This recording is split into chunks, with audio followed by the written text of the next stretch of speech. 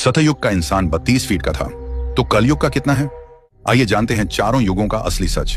गरुड़ पुराण और मनुस्मृति में चारों युगों के इंसानों की ऊंचाई, उम्र और ताकत का जो वर्णन मिलता है वह आपको हैरान कर देगा। सबसे पहला युग था सतयुग। इसे सत्य का युग कहा जाता था।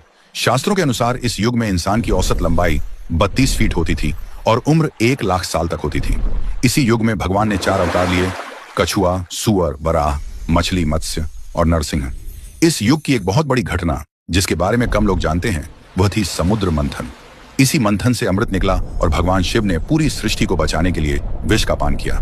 इसके बाद आया त्रेता युग। यहाँ धर्म थोड़ा कम हो गया। इंसान की लंबाई घटकर 21 फीट रह गई और उम्र 10,000 साल तक सिमट गई। इस युग में भगवान ने 3 अवतार लिए: वामन, भगवान परशुराम और श्री राम। फिर आया द्वापर युग। इस युग में पाप और पुण्य बराबर हो गए। इंसान की लंबाई घटकर करीब 11 फीट रह गई और उम्र 1000 साल तक रह गई। इस युग में भगवान ने 2 अवतार लिए: श्री कृष्ण और बलराम। और अब हम जी रहे हैं कल युग में। यह पाप का युग कहा जाता है। इस युग में इंसान की औसत लंबाई सिर्फ 5 से 6 फीट रह गई है और उम्र 100 साल, और आज के समय में तो सिर्फ 60 से 70 साल ही रह गई है। पुराणों में यह भी लिखा है कि कलयुग के अंत तक इंसान की उम्र सिर्फ 20 साल रह जाएगी और कद केवल 1 फीट का होगा। तो क्या आपको लगता है कि कलयुग का अंत पास आ रहा है? कमेंट में अपनी राय जरूर बताइए और ऐसी ही रहस्यमयी और शास्त्रों पर आधारित जानकारी के लिए चैनल को सब्सक्राइब करना न भूलें।